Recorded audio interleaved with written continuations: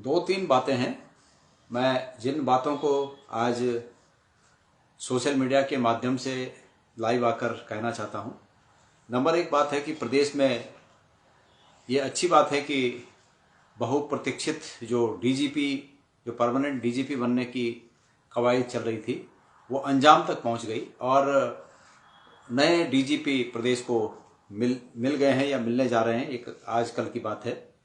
तो मैं नए जो डीजीपी बन रहे हैं उन्हें शुभकामनाएं देता हूं और नए डीजीपी जो बनेंगे उनसे उम्मीद करता हूं कि वो जिस उम्मीद के साथ, प्रदेश की जनता की जिस उम्मीद के साथ डीजीपी बन रहे हैं, अपने पूर्ववर्ती जो जिनकी वो जगह लेंगे उनसे सीख लेते हुए वो जनता की उम्मीदों पर खरा उतरेंगे। मेरी उन्हें शुभकामनाएं हैं और शुभकामनाएं देने के पीछे उनसे उम्मीदें भी हैं। उम्मीदें इस रूप में हैं कि जिस वर्दी को वो धारण करते हैं, भारतीय पुलिस सेवा के जिस पद पर वो आसीन हैं और जिस नए पद पर वो आसीन होने जा रहे हैं प्रदेश में, ये बहुत उम्मीदों का पद है और संविधान भी उनसे ये उम्मीद करता है, उनकी वर्दी भी उनसे उम्मीद करती है कि वो उस पद के साथ न्याय करें। मैं उम्मीद करता हूं कि वो उत्तराखंड में पुलिस के मुखिया बनने के बाद एक ऐसी परंपरा डालें कि सरकारें आती हैं जाती हैं, मुख्यमंत्री आते हैं जाते हैं, लेकिन वो ऐसी परंपरा डालें कि आने वाले समय में जो भी उनसे इस पद को आगे लें, जो इस पद पर आए उनके बाद, वो उनके पद चिन्हों पर चलने की कोशिश करें। मैं उनसे उम्मीद करता हूं और ये उम्मीद तभी पूरी की जा सकती है जबकि तटस्थ भाव से न्याय प्रिय होकर जनता के हित में निर्णय लेने की क्षमता, चाहे वो ऊपर बैठी हुई सरकार ही क्यों ना कुछ उल्टा करने के लिए कहे, लेकिन नहीं, मेरा ये विवेक, ये कॉन्शियस अलाउ नहीं करता कि मैं इस तरह के काम करूं। ये कहने की जब क्षमता अंदर से हो तो तब वो उस पद के साथ न्याय कर सकेंगे। मैं ऐसी उम्मीद करता हूं कि वो निश्चित रूप में मेरी ये बात उन तक पहुंचे और वो जनता के हित में निर्णय लें, जनता दिखे कि भाई वो जनता के सेवक, सच्चे रूप में सेवक हैं, और मेरी शुभकामनाएं। दूसरी बात, केदारनाथ विधानसभा चुनाव में बतेरे लोग ये कह रहे हैं कि जवाबदारी लेनी चाहिए मुझे, तो मैं उस जवाबदारी को लेने के लिए बिल्कुल तैयार हूं और एक कांग्रेस के वर्कर के रूप में सभी वर्करों ने वहां पर काम किया, सभी लोगों ने काम किया, लेकिन ठीक है, हम लोग वरिष्ठ स्तर पर काम करते हैं तो इसकी जवाबदारी लेने को भी मैं तैयार हूं। मैं आज सोशल मीडिया के माध्यम से जो भी इसकी जवाबदेही मुझे हमारा संगठन देना चाहेगा कि भाई ये गणेश गोदियाल की जवाबदारी है या थी, मैं उसके लिए पूरी तरह से उसको स्वीकार करता हूं और अगर कुछ दंड भी मुझे देना चाहेंगे तो मैं उसके लिए भी बिल्कुल तैयार हूं। फिर भी सरकार केदारनाथ के इस चुनाव को और भारतीय जनता पार्टी केदारनाथ के इस चुनाव को ऐसा परसेप्शन बनाने की कोशिश कर रही है कि जैसे उन्होंने ये केदारनाथ का चुनाव जीतकर कांग्रेस को परास्त कर दिया है।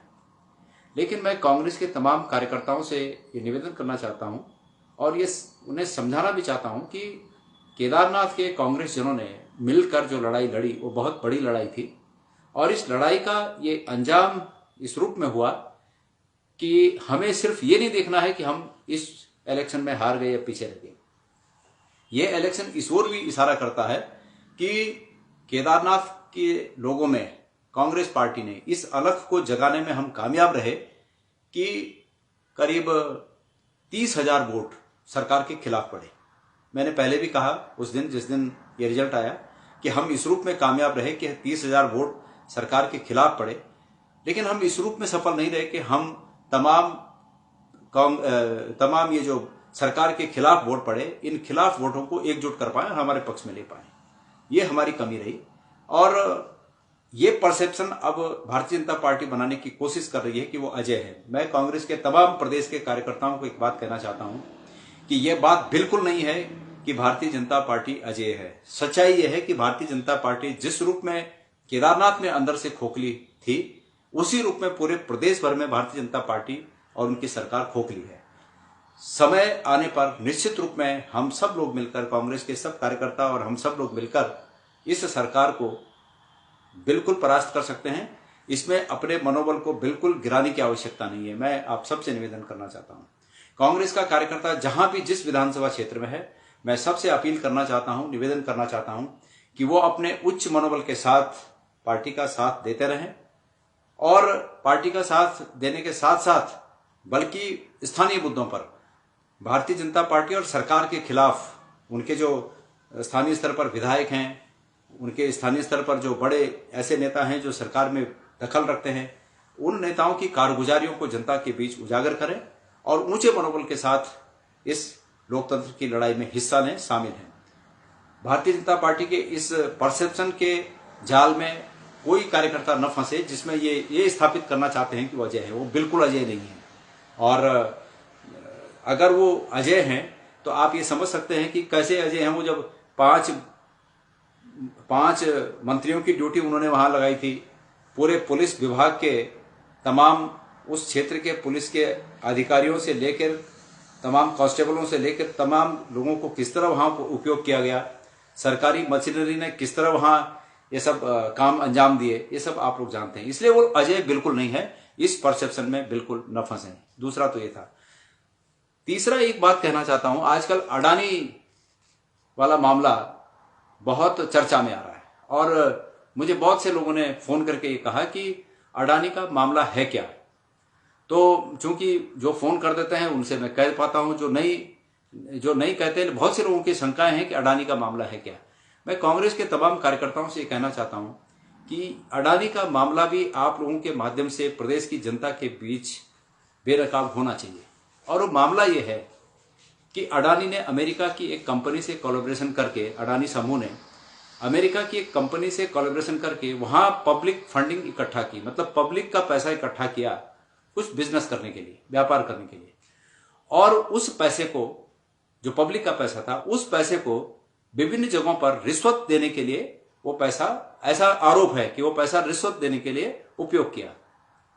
अमेरिका के कानून के हिसाब से वहां के लोगों के पैसे की रक्षा करना वहां की सरकार का कर्तव्य है, वहां की सरकार का फर्ज है।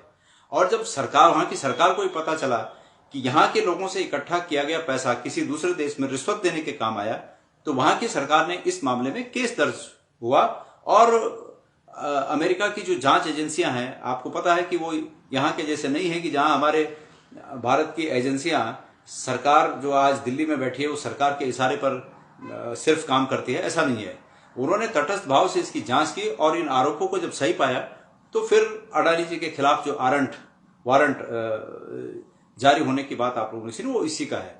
मोटा मोटा ये है कि जिस बिजनेस ग्रुप को भारत के प्रधानमंत्री जी उनके जहाज में बैठकर उन्हें व्यापार दिलाने के लिए देश देशों की यात्रा कराते हैं, उनका यह हाल है कि विदेशों में कई देशों ने उनसे पल्ला झाड़ दिया। और ये सिर्फ उस बिजनेस ग्रुप की तौहीन ही नहीं, बल्कि हमारे देश की भी तौहीन है, भारत के प्रधानमंत्री जी की भी तौहीन है।